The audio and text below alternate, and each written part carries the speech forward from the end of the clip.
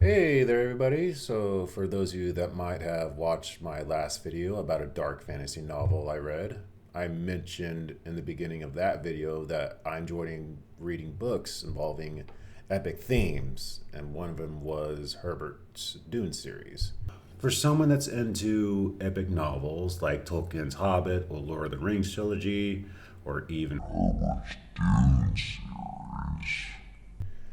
I need to confess that when I said series, I meant partaking in a random assortment of novels that pertain to what's called the Duneverse. I read Frank Herbert's Dune, of course, but I never really read the sequels that were part of the main series.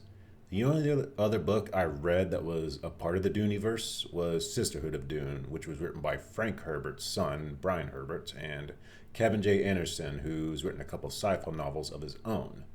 I read that book, which I thought was pretty good, in preparation for Dune Prophecy on HBO, which is what it was based on, or semi based, I should say, since it took some major elements within that novel and just made them into side plots, but was still interesting nonetheless. Anywho, those were the only books I read. I never read any of Frank Herbert's other works other than his first Dune book, so I do apologize if I led people astray in their beliefs thinking I read some of his work when it was just only one. Until now, that is. I was finally able to have the time to read on the follow-up of his first novel, and that's what I'm going to talk about for the rest of this video, and that's Dune Messiah. Boy, do I have quite a bit to say about my experience reading this because it's vastly different tonal wise compared to the first book. So let's go ahead and get started.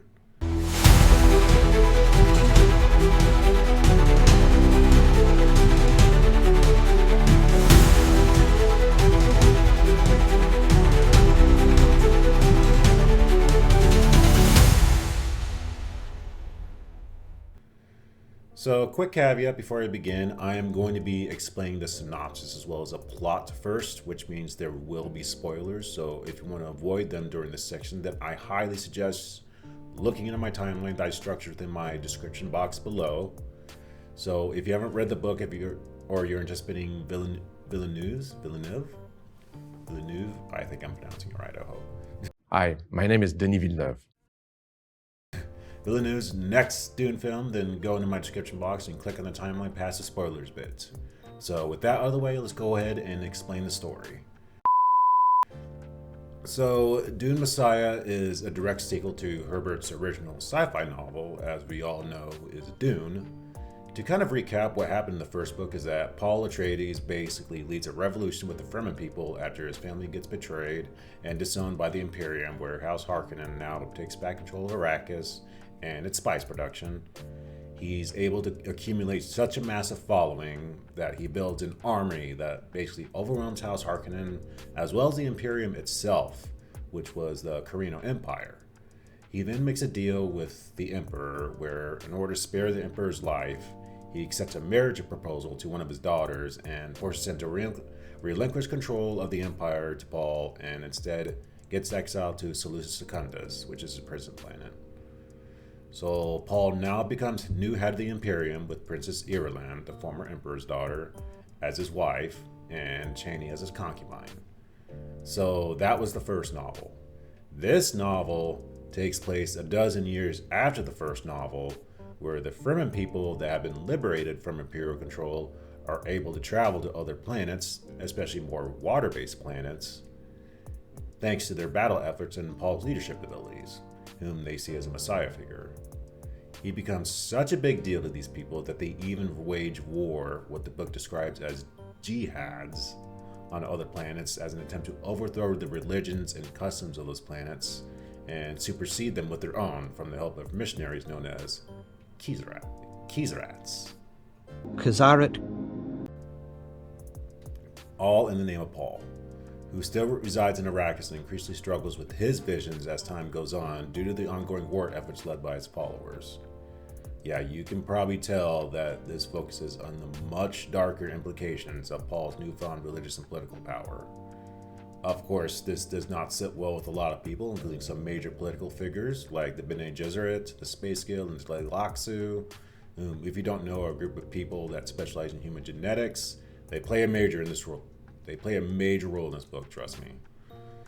So these guild members then have a clandestine meeting together where they plan to dethrone Paul and try to get the Bene Gesserit back into power after Paul had refused to bear children with his wife from a marriage that arranged for Princess Irulan, and instead wants to bear a son with his concubine Chani. So how they set up their little coup d'etat, I might add, and they manipulate Irulan to secretly put a contraceptive in Chani's food. I can't remember the reason why they did it. I think it was like in exchange for the release of her father, or how they manipulated her. But anyway, that's the first part of their plan.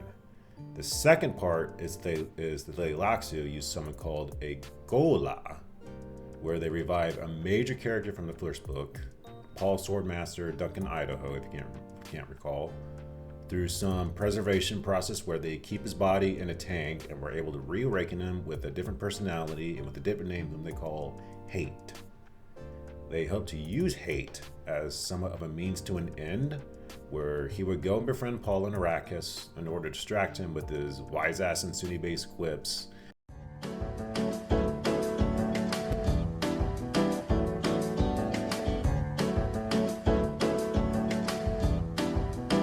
And also help to distract Paul's sister Aaliyah by developing a relationship with her.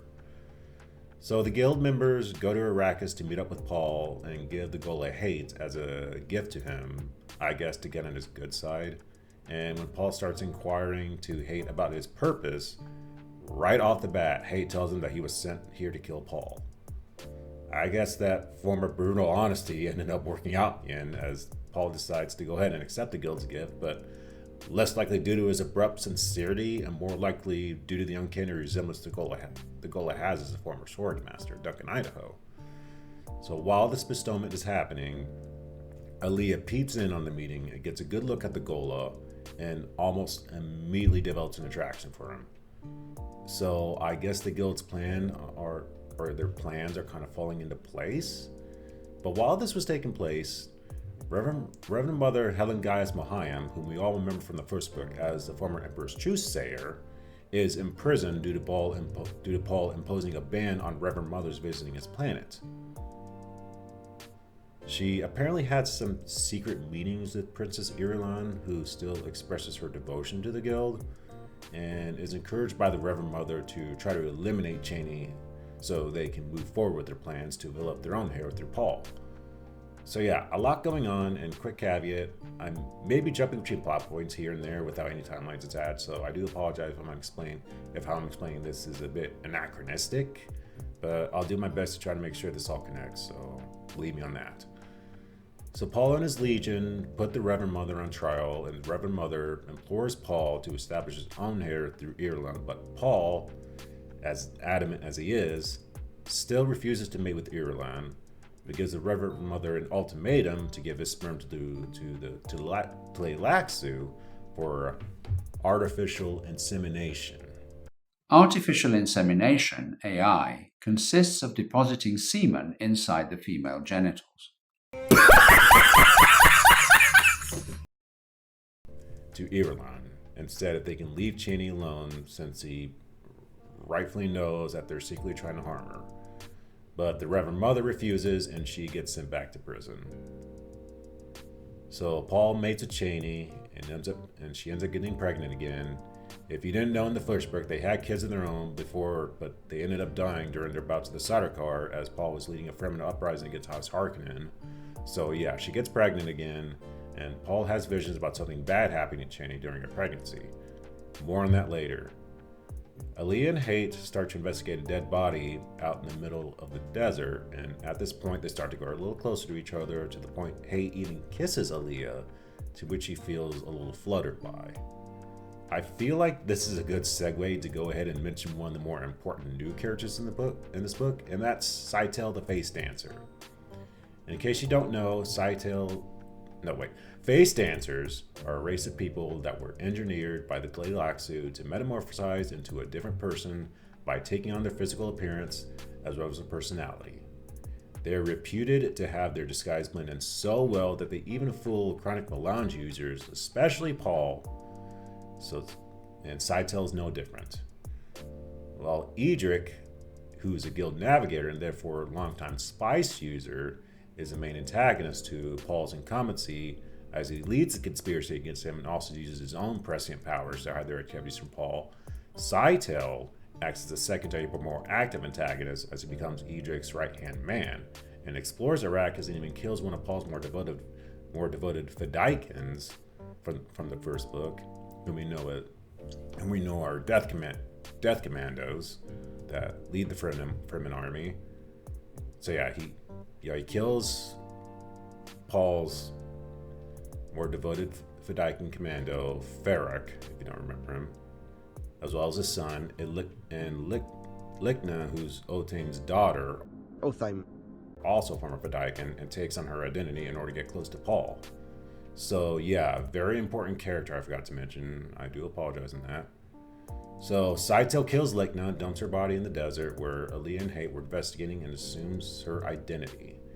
He or she, whatever appropriate pronoun you want to use there, goes to Paul's palace and meets with him and invites him over to one of the sieges in the capital, where his Fedaykin Othaim possesses someone with important info, where they have a list of all the names of people looking to conspire against Paul. So they go to the siege where Othaim resides and presents Paul to the informant, and this is where we get introduced to another important new character that's also a part of this conspiracy, and arguably the most dangerous of all, as they possess prescient powers as well, a dwarf Gola named Bajaz. When Paul first meets him, he's very condescending to him, often speaking in cryptic riddles and allegorical proses, where he even compares Paul to his own finger.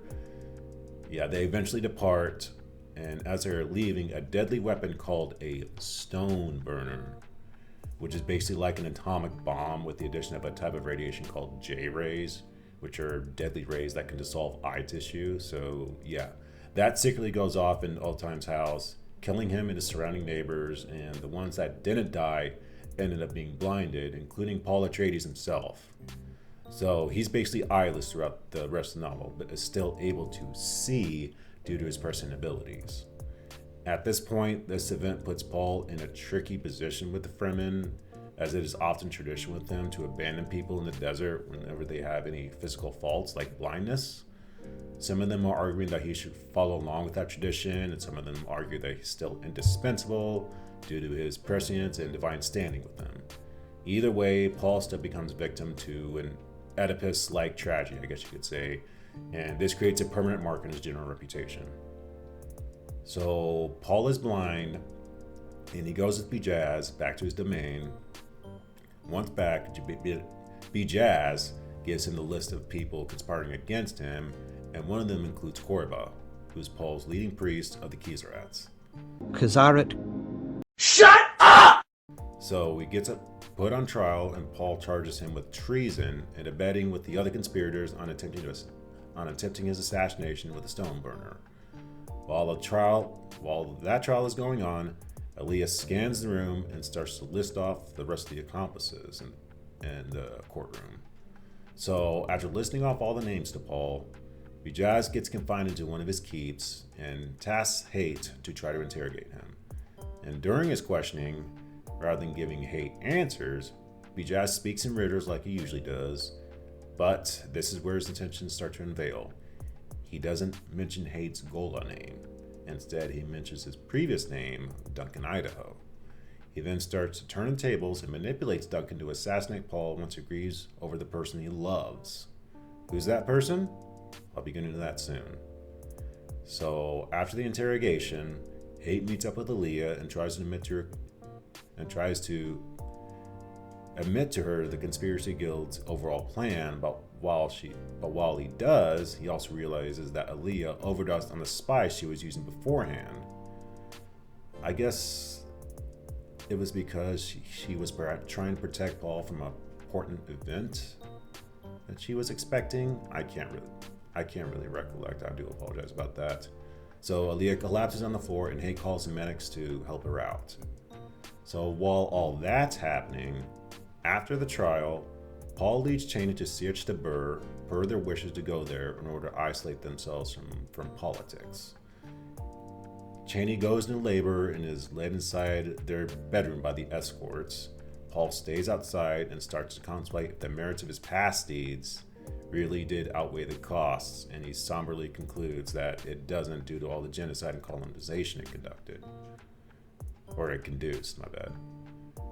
Shortly after, Haight shows up to give an update on his sister, but before he can, Paul hears a scream and mournfully tells Haight that Cheney has died giving birth. So, you remember that plot element I talked about earlier with Bajaz manipulating Haight to kill Paul once he grieves over someone he loves? Yeah, that turns out to be Cheney. So, after Paul admits this, Haight starts to fall in line with Bajaz's plan and programmatically gets out his knife to kill Paul. But before he can follow along with the act, Paul intimately starts referring to him as Duncan Idaho now.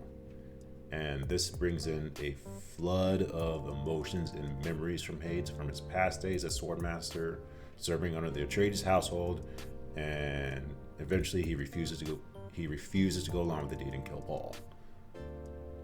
So instead, Paul and Duncan are escorted into the bedchamber after Cheney gives birth and passes away, and notices that she actually gave birth to twins, one boy and one girl, something which Paul did not foresee.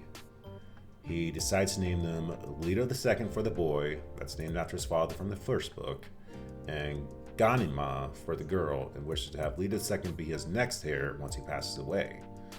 Shortly after, Scytale, still disguised as Litna, finally reveals his identity.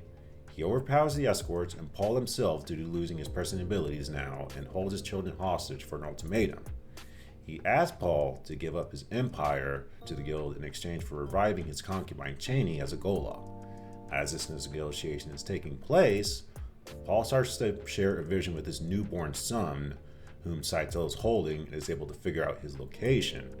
He then swiftly gets out his knife and throws it at Scytale's eye, which ends up hitting him, and he falls down on the floor and dies, while the children survive unscathed. The escorts take care of the children as Paul is led out by Duncan to another room, after which Bajaz, having escaped from his confinement, confronts both Paul and Duncan and tries to tempt Paul with the proposition of reviving Cheney as a Ghola. Thinking that Bajaz might have plans for the Ghola, Paul straight up refuses and orders Duncan to execute Bajaz, which he does. I guess this further affirms that he's back to his old self again. But sadly, Duncan and Paul's relationship doesn't last long, as Paul, due to his desire to escape his ruling and wanting to respect Fremen customs, decides to follow tradition on isolating himself into the desert due to his blindness. As Duncan watches out in the Dune landscape from an embankment with Stilgar, Aaliyah shows up to join them, having recovered from her overdose, and they admit to Duncan that they ordered all the traitors to be executed, including the Reverend Mother, Edric, and Korba, but chose to let Princess Irulan live due to the remorse for mistreating her for so long. So Stilgar leaves as Aaliyah senses Paul's sacrifice in the desert and grieves over him as Duncan comforts her. They then admit their love for each other. Aaliyah leads Duncan to their place of safety. And that's where the book ends. Also, welcome back, spoiler alerters. So clearly there's quite a bit happening here from where the last book left off, and while this book is not as long as the first one, it still doesn't make it any less eventful. This book takes place about a dozen years after the first one, and by then the Fremen have expedited to several planets and conducted their own jihads to the ones denouncing their Lisan al-Gaib as the one true Messiah. They have murdered over 60 billion people, if you can believe that, basically bringing all the worst dictators like Zedong and Stalin on their knees, and have basically colonized these planets to adopt their own customs through the help of Khizrat and the Fedaykin. So yeah, clearly Herbert is trying to paint a much darker picture to the Paul Atreides character by establishing him as an anti-hero, which is the antithesis of how he was represented in the first book, where he was just a simple protagonist. Speaking of which, let's talk about the characters for a little bit, specifically Paul Atreides. You know, After witnessing this kid in the first book, where we go into full detail about his family life and his whole planet Caladan, and became vicariously engaged in this odyssey he undertakes, such as lamentations on leaving his home to go to Arrakis, to seeing his friends and his father get murdered by the Sardaukar, and having all of his royal power stripped away, assimilating himself into the Fremen lifestyle and just in the water of life, and what we know is Samwar bile, which unlocks his true prescient abilities, and leading a jihadist revolution to take back Arrakis from the Harkonnens and the Corino Empire. We witness all these trials and tribulations he undergoes. It's kind of hard not to be attached to a character like this, or at least have some amount of sympathy for him. We rooted for him to win. We wanted him to claim the throne. Then this book comes out and does a 180 on the tonal scale, and we see the ramifications of his realism that came about from those events. We also see a complete mood switch from him, where he goes from being hopeful and desperate to being weary and paranoid after he took power. And to be honest, with that kind of responsibility he currently holds, where his followers are committing mass murder and wreaking havoc in general across other planets to the point he loses control over them, and severing any former relationships he could have developed, and is so disliked by others, they even have a conspiracy guild against him. Like, how could he not feel negative? I'm sure other people are not going to take kindly with this change of character from someone we grew to root for, especially considering the amount of backlash this book had when it was first serialized and published. But I think it makes him a much more interesting character, trying to experience the more unsavory side of the protagonist where we never really witnessed beforehand. I think I remember Herbert mentioning that he never intended Paul to be the actual hero of the first story. I came on the idea that leaders amplify the mistakes. Their mistakes are amplified by the numbers who follow them without question. And charismatic leaders tend to build up followings, power structures. And those power structures tend to be taken over by people who are corruptible. I don't think that the old saw about power corrupting and absolute power corrupting absolutely is accurate. I think power attracts the corruptible. He tried to represent him as a guy trying to fulfill a heroic role, I might add. And there are all subtle bits and pieces in the first book that kind of foreshadow the important consequences of his new rule. But readers never really saw it that way, and Herbert just said, you know what, screw it, I'm done with subtleties. Then he wrote this book just to blatantly put Paul in more negative light. So yeah, Paul basically turns into a pitiful Greek tragic hero type character, where he constantly ruminates on the consequences of his current reign, and also complains about the negative visions he keeps having that he can't really puzzle together. A lot of shit happens to him, and honestly, I can't really say that he's someone that we can still look up to anymore. He's not as likable as he was in the first book, but he's more interesting because of these new vulnerabilities he has. Paul becomes a more unstable character for sure, but the few people that try to put him together are Chaney, of course, Aaliyah, I think, for a little bit, but the most important person that helps Paul cope with his mental state, and ironically enough also makes him more insane, is Hate, whom is known by another name but won't say it in order to keep the rest of this video spoiler free. Now, Hate is by far the most interesting character in this book, because when we first meet him, he speaks in philosophical and sagacious ambiguities due to the Tleilaxu adopting Zensunni-based religious wisdom for his personality. That, and he was also trained as a mentat. So Paul and Hate's peer-to-peer conversations can be rather humorous at times, as Paul would be under distress from his visions and implore Hate on what they entail, and Hate would just stare at him blankly, only giving semi-helpful answers. I don't know, it's just humorous to me. But I think one of the more interesting things about him is that he blatantly states his true intentions at the beginning of the book. And we don't really know whether he's going to live up to those intentions throughout.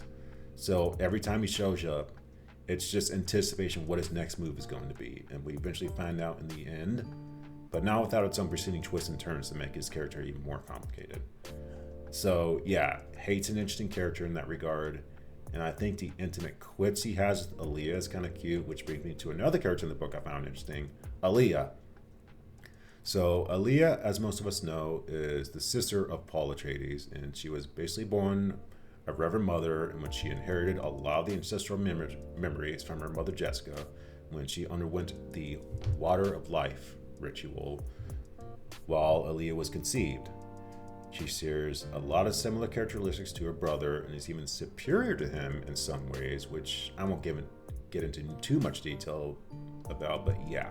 Despite being young, she kind of adopts a caretaker role for Paul's ever decreasing control of his melange powers, while simultaneously losing control of herself.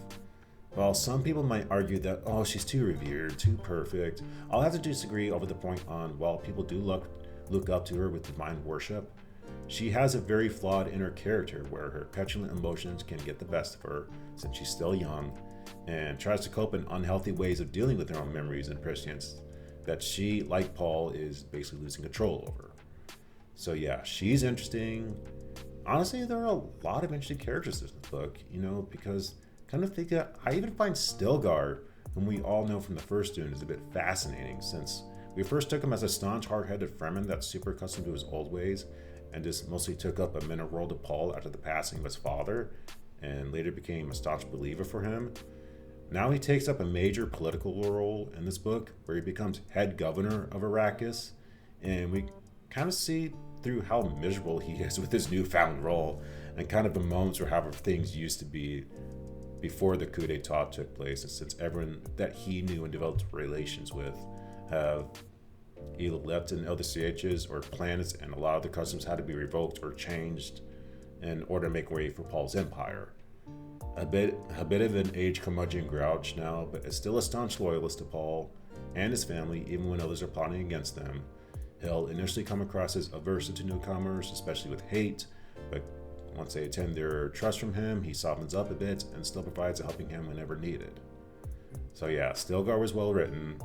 Chani, however, actually found to be one of the weaker characters, as she had crossed into being a bit of a trope figure throughout most of the book. I won't go into too much detail about what happens to her due to spoilers, although it is foreshadowed quite a lot throughout the book concerning her fate, and it's unfortunate that she has kind of taken a more piteous role in this book in contrast to the first, where she was more of a central character.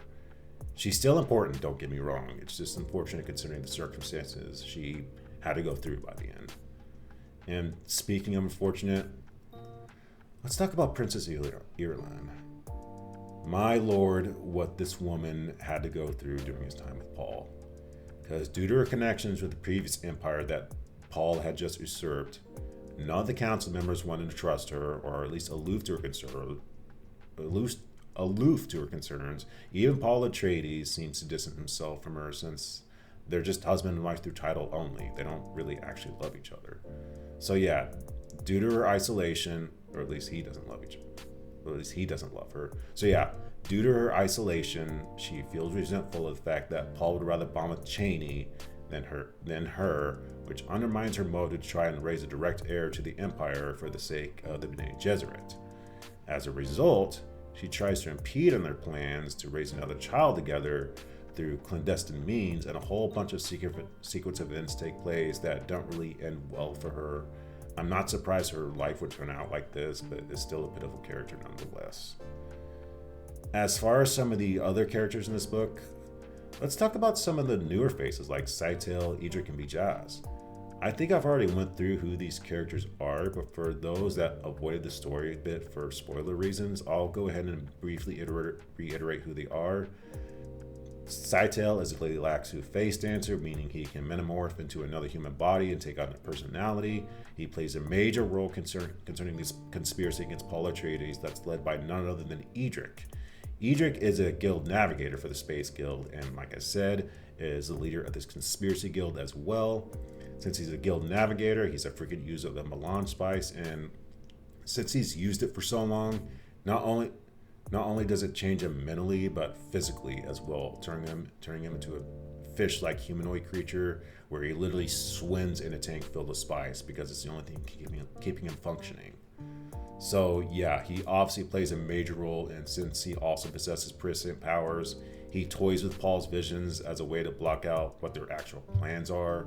So Scytale can fulfill his right-hand man role and infiltrate Paul's palace along with Hate. So yeah, major characters behind the plot against Paul. Also, Reverend Mother Mohaim is back. We remember her as the Truthsayer serving the Korean Empire in the first book, and now is also part of the conspiracy in the second, but she plays a much more minor role. So yeah, the abilities that both Scytale and Edric possess I find interesting. I felt like they could have been used more effectively than what they offered, in my opinion. Like, some of my favorite moments are when both Paul and Edric have their meetings together, and they both exchange their own prescient pearls of wisdom with each other in a way that sounds witty. I don't know. I didn't really see much of that and wish it happened more. And speaking of witty, let's talk about Bijaz.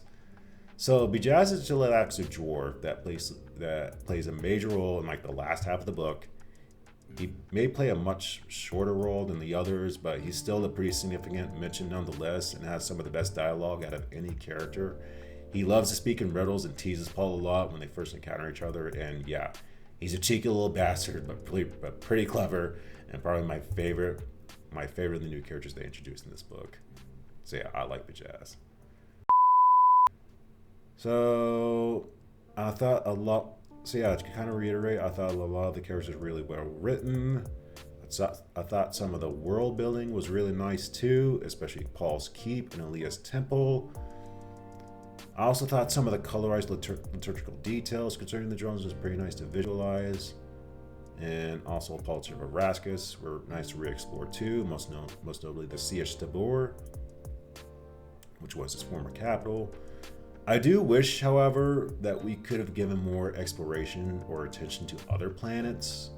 Like, I know we briefly explored Caladan quite a bit in one chapter, and Tupao gets mentioned briefly. I emphasize that because we don't know if it's a planet or a system of planets, but considering that this book focuses on the reign of a character we've known throughout the first book that tries to establish himself as a universal messiah figure, you'd think he'd try to take a more active role in space traveling to the planets his missionaries have colonized. I feel like that could have helped lengthen an already short book in a way that doesn't really feel like filler. We could take some time to explore their own culture, their environment, as well as their own perspective concerning Paul's theocratic empire, while still keeping Arrakis a central part of the story. I don't know, that's just how I see it. We'll probably explore some of the other planets in Herbert's later books I need to get to. But yeah, and the story is also really interesting, albeit it is a little less action-oriented than in the first one, and plays itself out as more of a courtroom drama with some romance attached. But given the presentation it's trying to go for, I think Herbert did a fine job trying to keep it still engaging. There's more tension and mystery involved. It feels a lot more philosophically deep than the first one, as conflict tends to naturally arise more often given the repercussion of Paul's reign. I thought the dialogue was more sophisticated and witty. If you're one that's into characters exchanging back and forth proverbial statements with some banter involved, like I get into sometimes, then I think you'll find this book a great read. So just to sum up my overall thoughts, I thought this book was a very good successor to the first Dune. Not a lot of action involved, but fairly compensates itself by providing more political conflict in a manner that's both suspenseful and engaging. It's a way darker book, both thematically and story-wise, as it deals with the ramifications of how even a messianic figurehead that makes a lot of sacrifices for the oppressed have now switched to becoming the oppressors, which have marshaled such a mass following, even Paul has lost control of them. The characters, both old and new, were interesting, reliable, and fulfilled their roles well in trying to move the story forward. The settings I thought were the weakest part about this book, as we just mostly focus on Arrakis like we did last book, but redesigned under Paul's ruling. It would have been nice to explore more of other planets, especially Caladan, but that's just my perspective on that. So yeah, this book was really good. Some elements of it I thought Herbert did even better than in the first one. So if I was able to pique your interest on reading this book, or just wait for a really new sequel, that's perfectly fine. But yeah, I feel like I did my part well in this video. If you enjoyed it, go ahead and give me a like and subscribe down below my video player, as it does help in as it does help support and grow my channel. If you want to watch some videos I did previously, one video concerning another epic novel that I recommend other fantasy enjoyers to read, and another concerning about my time working as an Amazon delivery driver, I will have those videos linked on my video player as well. I do recommend watching them if you have the time, not only because it helps grow my channel, but also because they're just an interesting watch in general. So for right now, this will be the end of my video. I thank you guys for watching. Hope you all have a good one, and take care. Bye-bye.